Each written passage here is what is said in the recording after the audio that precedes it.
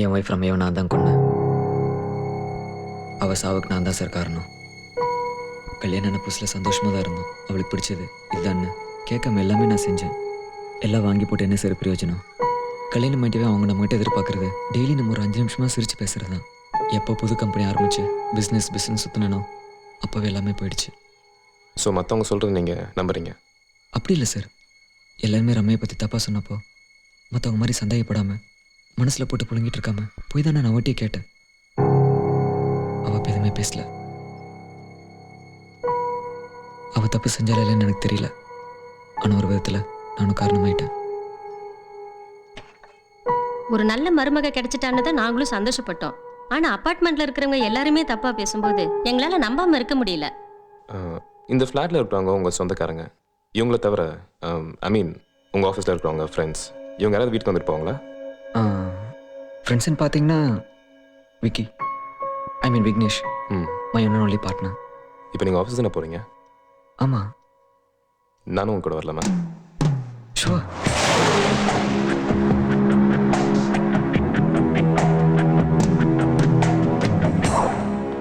Hi, I'm Vicky. Vignesh. I'm Vasudevan. Assistant Commissioner, right? Yes. Okay. என்ன பத்தி பாலா நிறைய சொல்லியிருப்பானே, அதெல்லாம் நீங்க நம்பாதீங்க. ஏன்னா என்ன பத்தி சொல்றதை விட பாலா பத்தி சொல்றதுக்கு தான் நிறைய விஷயம் இருக்கு. Anyway, nice meeting you. Welcome to our concern. If you don't mind, உங்களோட கொஞ்சம் தனியாக பேசலாமா? பிஸ்னஸ்னு இல்லை, பர்சனலாகவே எல்லா விஷயத்தையும் நாங்கள் ஷேர் பண்ணிக்குவோம். அப்படிதான் ஒரு நாள் திடீர்னு வந்தான். எங்கள் அப்பார்ட்மெண்ட்டில் இருக்க எல்லாரும் ரம்யாவை பற்றி தப்பாக பேசுகிறாங்கன்னு என்கிட்ட ரொம்ப ஃபீல் பண்ணி சொன்னான். நான் முதல்ல நம்பலை. பட் நானே 2-3 வாட்டி ரம்யாவை வேற ஒருத்தங்க கூட வெளியில் பார்த்ததுக்கப்புறம் தான் எனக்கு எல்லாமே புரிஞ்சுது.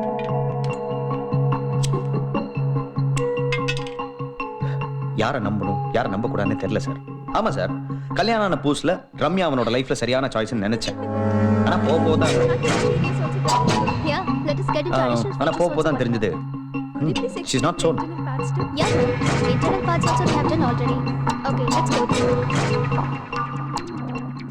ரம்யா வெளியே பார்த்தேன்னு சொன்னீங்களா? எங்கே பார்த்தீங்கன்னு சொல்ல முடியுமா? Sathyam theatre, ice cream parlour, coffee parlour, இந்த மாதிரி 2-3 இடத்துல பார்த்துருக்கேன் சார். ஐஸ்கிரீம்.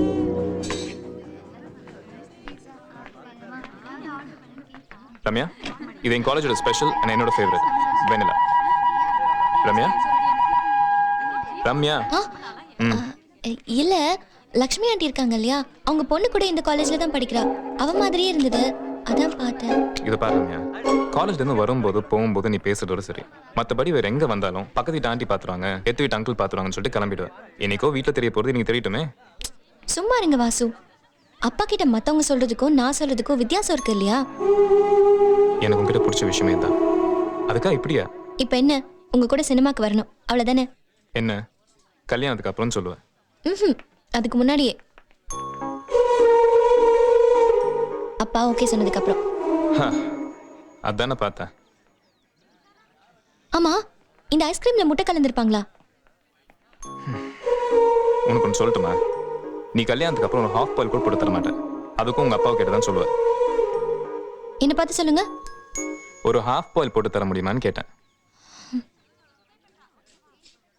முடியும்.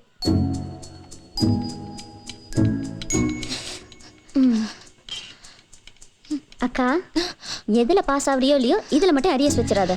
சும்மா ரெடி. அப்போ ஓட.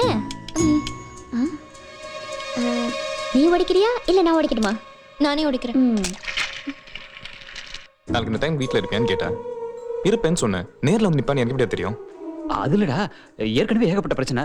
ஹவுஸ் ஓனர் கிட்ட என்னன்னு சொல்லுவேன்? மச்சான், ஹவுஸ் ஓனர் கிட்ட நான் பார்த்துக்கிறேன். ஓகே, நீ தானே வர சொன்ன. நான் என்ன போய் டம்ஷன்ட்டுமா? சாப்பிட்டு பேசிக்கலாமே. பசி. வாங்க வாங்க, லஞ்ச் ரெடி. ஆஹா, வீட்டு வாங்க, சாப்பாடு எத்தனை நாள் வந்து உட்காருங்க. உட்காரா. இப்போ ஏன் தேவி அதெல்லாம்? கொடுங்க சிஸ்டர். முதல்ல நீங்க உட்காருங்க. உட்காரா. வெயிட் பண்ணுங்க வெயிட் பண்ணுங்க. என்னோட அக்கா உங்களுக்காக ஸ்பெஷலா ஒன்று செஞ்சிருக்காங்க, பாருங்க.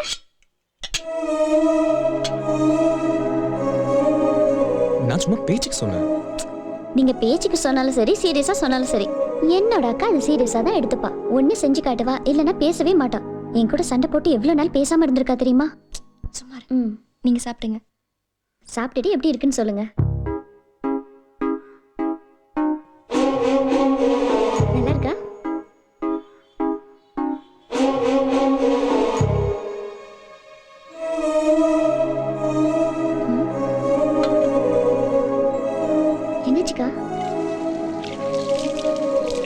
என்னாச்சு? ம் புடி கழுவு கழுவு.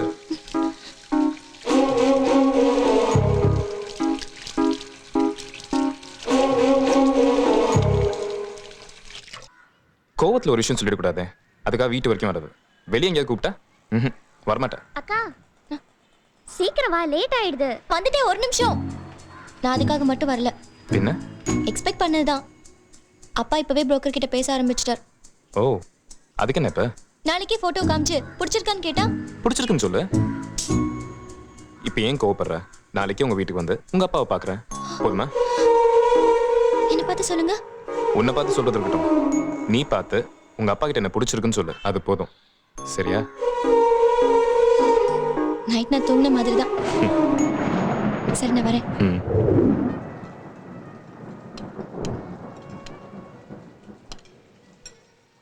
என்னால் தூங்கல போல இருக்கு. ம். அப்பார்ட்மெண்ட்ல இருக்கவங்க வச்சு பார்க்கும்போது ரம்யா பத்தி எல்லாரும் நெகட்டிவ் தான் சொல்றாங்க. நான் தான் அப்பயே சொன்னேன்ல, இந்த கேஸை நீ ஹேண்டில் பண்ணுறதுக்கும் நாங்கள் ஹேண்டில் பண்ணுறதுக்கும் ஒரே வித்தியாசம் தான். என்ன? நாங்கள் எடுத்திருந்தா போன வாரமே முடிச்சிருப்போம். நீ எடுத்துக்கிட்டனால இந்த வாரம் முடிக்க போற, அவ்வளோதான். பின்ன என்னடா, ரம்யா வீட்டுக்கு வந்து போனோன்னு டீட்டெயில்ஸ் இது வரைக்கும் தெரியல. பிஸ்டர் சென்டிலையும் தப்பான பேரில் போயிட்டு வந்திருக்கான். அப்படியே தெரிஞ்சு என்ன பண்ண போற? தப்பு செஞ்சதை அவளே ஒத்துக்கிட்டா. இதெல்லாம் ஒரு கேஸ்ன்னு எடுத்துக்கிட்டு. நான் அப்படி சொல்ல வரலடா. வேற எப்படி? சூசைடில் கொல்லன்னு சொல்லுவியா? அதுக்கும் ஒரு பர்சன்ட் வாய்ப்பு இருக்கு. எப்படி? உனக்கு இந்த வேலை கிடைச்ச மாதிரி. ஏண்டா கண்ட்ரோல் பண்ணுறது நான் கிடைச்சா சார்? சரி பில்லை கட்டு. நீ ஏன் பில் பே பண்ணு, நான் போய் ஹேண்ட் வாஷ் பண்ணிட்டு வந்துடுறேன்.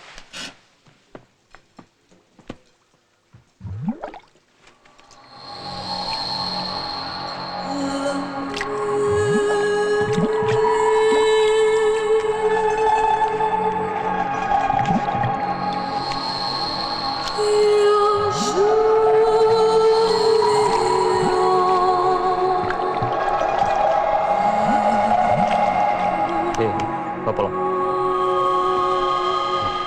முதல்ல கேஸை முடிக்கிறதுக்கான வழியை பாரு.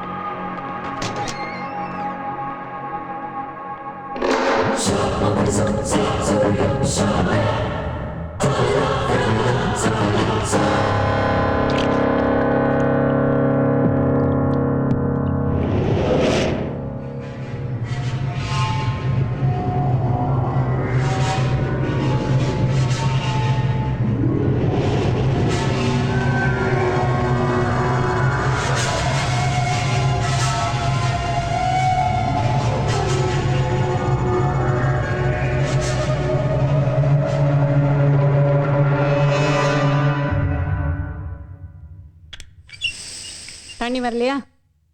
எப்போ மோட்டர் போட்டு எப்போ தண்ணி வந்து நான் பாத்திரம் தேய்ச்சி சமைக்கிறதுன்னே தெரியல. பேருக்கு தான் அசோசியேஷன், மற்றபடி எதுக்கும் லாய்க்கில்லை. ஒக்கனையாக மாதம் மாதம் மெயின்டெனன்ஸை மட்டும் வாங்கிடுறாங்க. இதுவும் போச்சா? என்னதான் இங்கே ஒழுங்காக இருக்குன்னே தெரியல. இது வேற. ஹலோ, ஆமாம் கல்யாணி தான் பேசுகிறேன். யாரு? ஓ சாந்தியா, எப்படி இருக்க? நல்லா இருக்கேன்க்கா, நீங்க எப்படி இருக்கீங்க? நான் இருக்கிறது இருக்கட்டும். வீட்டில் எல்லாரும் எப்படி இருக்காங்க?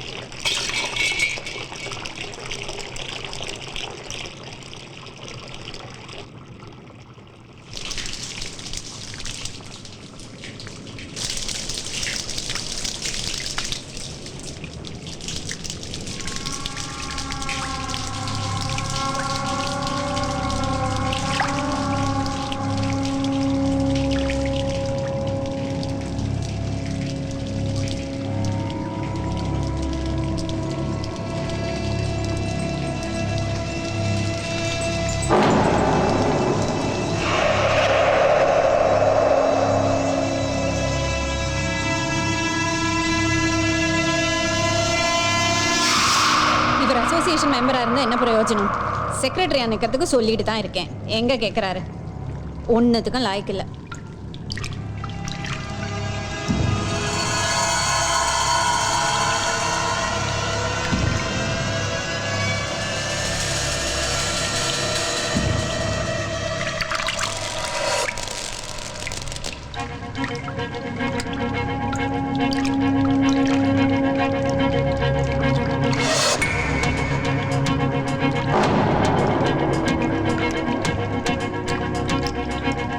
எல்லாரும் பாரு அவங்க அவங்க வேலையை கரெக்டா பண்ணிட்டு இருக்காங்க.